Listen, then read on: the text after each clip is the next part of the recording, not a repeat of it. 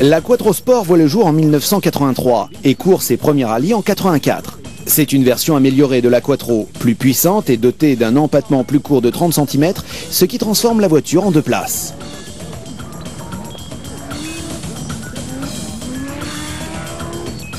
Les premières Quattro Sport développent une puissance de 400 chevaux, avec un 5 cylindres à 20 soupapes et une boîte 6 vitesses. Mais bien qu'étant plus puissante et plus rapide, la première version de la Quattro Sport n'est pas aussi maniable que la Quattro de base.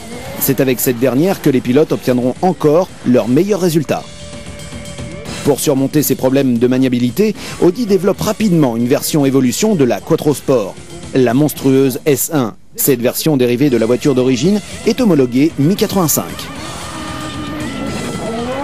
Parmi les améliorations les plus notables, on peut citer le gain aérodynamique et le déplacement des radiateurs du compartiment moteur vers le coffre.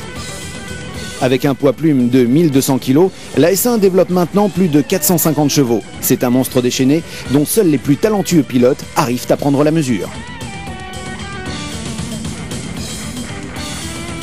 La victoire de Walter Röhrl au rallye de San Remo en 1985 sera la seule à figurer au palmarès de la S1. Suite aux tragédies du groupe B au Portugal et en Corse, durant la saison 1986, Audi se retire de cette catégorie. Comme tous les autres constructeurs, Audi s'inquiète des accidents pouvant survenir lorsque des voitures surpuissantes doivent courir en plein milieu d'une foule aussi imposante qu'incontrôlable. Les désastres sont inévitables. C'est pour les mêmes raisons que la FIA interdit le groupe B avec effet immédiat à la mi-saison 1986. Du jour au lendemain, les voitures de rallye les plus avancées au monde, dont la Quattro S1, deviennent illégales.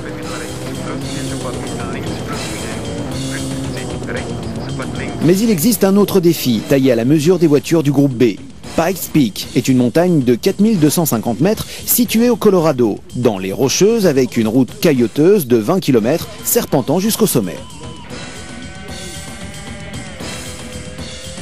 La course de côte de Pikes Peak existe depuis les années 20.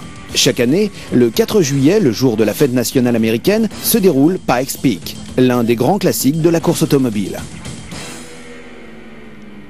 Comprenant l'extraordinaire exposition que Pikes Peak peut offrir à la Quattro pour le marché américain, Audi transforme la S1 en vue de la course. Désormais propulsée par un moteur de 600 chevaux, la S1 Pikes Peak est la voiture la plus aérodynamique jamais vue jusqu'alors.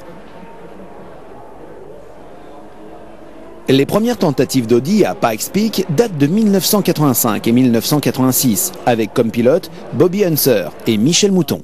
À cette époque, les spectateurs américains ont du mal à croire que ces massifs stock cars parviendront à égaler les temps des monoplaces spéciales Pikes Peak, qui ont jusqu'ici dominé sans partage. Et en 1987, Audi étonne tout le monde avec l'apparition de leur propre spéciale Pikes Peak. Dans un duel de titans avec Harry Vatanen et sa 205 T16 d'usine, Walter Röhrl fracasse le record de l'épreuve. Il avale les 20 km de côte en 10 minutes 47 secondes et 85 centièmes. Vous voulez savoir comment il s'y est pris? Asseyez-vous bien et accrochez-vous à votre fauteuil.